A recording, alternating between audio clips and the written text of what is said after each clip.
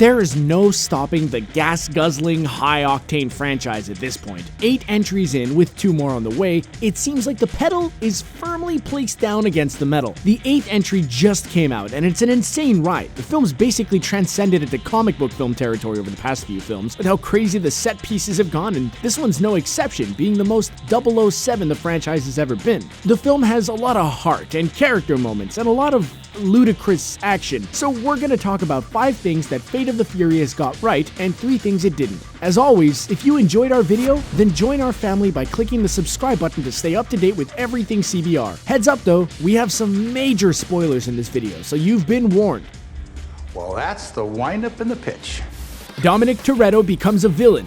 How do you get fans to come to your film franchise 8 entries in? You shake up the establishment in a big way, of course, and Fate of the Furious did it in a big way. As you might already know thanks to the trailers, our family's patriarch, Dom Toretto, has gone rogue, trading in his family to join a criminal organization hell-bent on doing some pretty terrible things. We're not talking about a local drug lord or a wannabe gangster. This time, things go nuclear. Decked out in full body armor, a heavy-duty riot shield straight out of Call of Duty, and an intimidating mask, Toretto isn't afraid to take an industrial chainsaw to a bulletproof limo in order to get nuclear launch codes. It's a great twist to see Dom go full criminal again. He's always been larger than life and a character to look up to, acting as a surrogate brother to Brian O'Connor, loving brother to Mia, and a longtime romantic interest to Letty. To see him cast all that aside is drastic, and once you find out why he's doing all these terrible things, you'll totally buy into this new Dominic. Huge stakes. You want to catch wolves, you need wolves. Let's go hunt. The stakes are up in this film, and we don't just mean the threat of World War III. This film was the most James Bond the Fast and Furious films have ever been. Charlize Theron's Cypher is a terrifying villain who wants to unleash a new style of dominance onto world governments, and it's up to our team, led by Dwayne Johnson's Hobbs, to stop them. Which one of these things is $1? It says something about...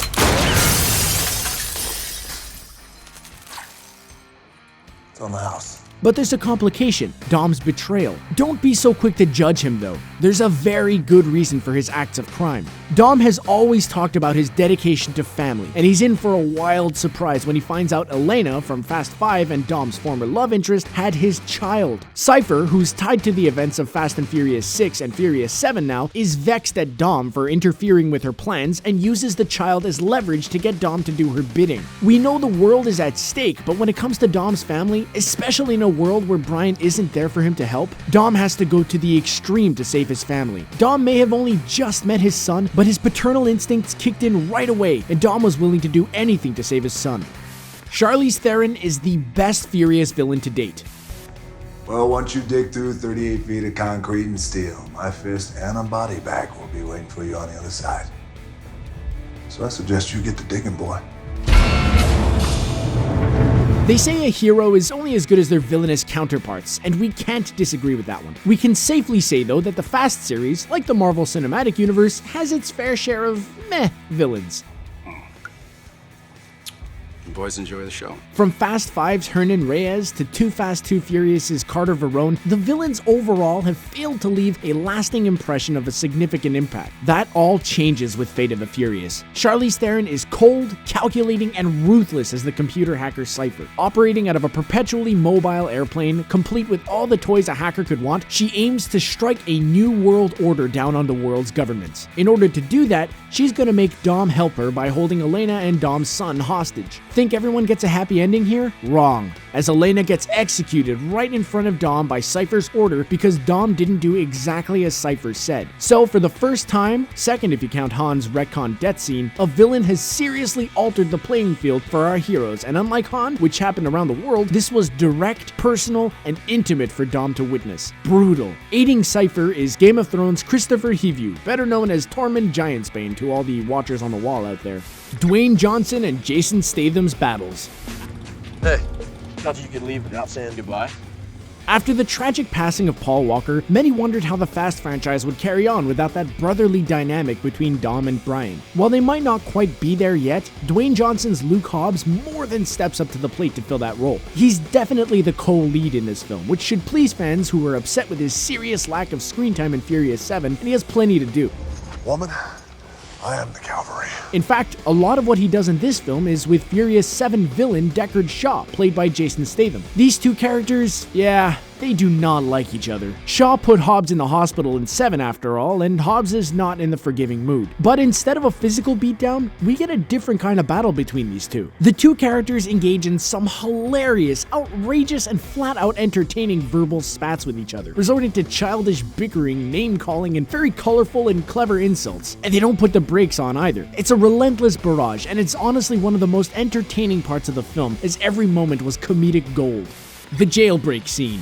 We've all seen the submarine images and clips on the internet by now. It's a huge part of the marketing campaign for the film, and while it certainly is a pretty bonkers scene, it's not the best action scene in the film. That honor would go to the jailbreak scene in the first act of the film. After working a not-so-legal job with the gang, Dom betrays the gang, and Luke Hobbs is ultimately arrested for the act. Conveniently though, the cell across from his is occupied by Deckard Shaw, and it's only a matter of time, well minutes actually, before mayhem ensues and a full-out jailbreak is in motion. Statham's athleticism shines here, spinning and flipping over guards and inmates, while Dwayne Johnson's Herculean stature literally bounces bullets off like they were rubber, which only angers the people's champion even more. Unlike most action scenes, this scene plays out almost like a music video. It's not set to Brian Tyler's score, but instead set to the song Speaker Box, which is featured in the first trailer for the film. It creates a different feel for the scene, and we have to wonder if Straight Outta Compton director F. Gary F. Gray had something to do with that, as he's in command for this film. Either way, it's an adrenaline ride and one of the most memorable scenes in the film.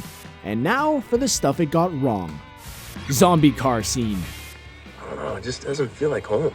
Fate of the Furious is good, really good, but it's not without its flaws. One of those flaws comes from an Act 2 action scene set in New York. Cypher, being the almighty powerful hacker she is, decides that it's going to be a good idea to hack hundreds of cars and drive them remotely. It's a cool idea on paper, but despite the mayhem, it was actually one of the more, shall we say, uninteresting scenes in the series. That many cars ended up looking like a swarm from World War Z, and one had to suspend logic while trying to figure out just how Cypher was controlling that many cars without any of them crashing into each other before unleashing them onto her Russian target. It was a disconnected scene with many cars without occupants or drivers bailing out early on, so the consequences to the scene felt minimal and empty. This is the same series that had a bank vault be towed by 2 cars and have our team fight off a tank on the highway. They got a tank. I'm sorry. Did somebody just say a tank? Watching an army of hacked cars charge another car wasn't as exciting as it should have been, and definitely missed the mark. Thankfully, there were plenty of other great action scenes in the film that we could forgive this one's shortcomings. Scott Eastwood. Home sweet home. The son of Clint Eastwood has a part in the Fate of the Furious. He was last seen in Suicide Squad and Snowden, and is now joining the team as they drive across the world trying to stop Cypher from unleashing hell. There's only one problem. His character just isn't that interesting. Even more bizarrely, it almost seems like he's a replacement Brian in a way. The good-looking guy who works as a government agent who also drives fast tuner cars. Deja vu, anyone? That's not even the real crime, however. Despite being so hands-on with the plot, even more so than Kurt Russell's Mr. Nobody, Eastwood's character, who's literally credited as Little Nobody, feels like he could have been deleted from the whole film and nothing would change other than one so-so joke before the team flies out to Russia. It just felt so weird having him drive with a team who have many years of experience behind them and all knew Brian or Dom in some way. This literal nobody just popped in and started rolling with them. Completely wrong thinking. It doesn't help that his character is the most bland character in the entire film, who largely serves as a plot device to ask the right questions and make certain situations happen rather than contribute anything of value. Making us care about Statham's character. You can't outrun the past.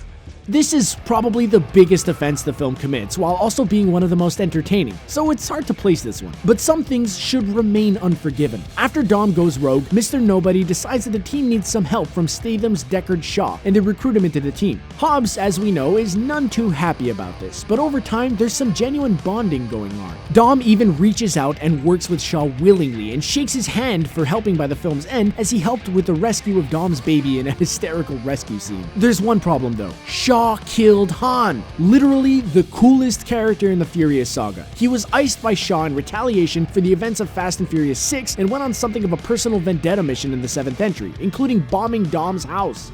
Dominic Toretto. You don't know me. You're about to. They should have still been bitter rivals who were temporarily allies, but we don't think that's gonna happen. Shaw might very well be part of the team now, which isn't a bad thing. More Statham is great, and he had way more to do in this entry than he did in the last. But we'd love to see Statham and Johnson go mano a mano at least one more time, and be honest, so do you. Well, that's our review of Fate of the Furious. It wasn't perfect, but it was great fun at the movies, and you should definitely go check it out. What did you think of the film? Which is your favorite entry? And your least? Let us know in the comments below, and don't forget to hit that subscribe button for more awesome content like this.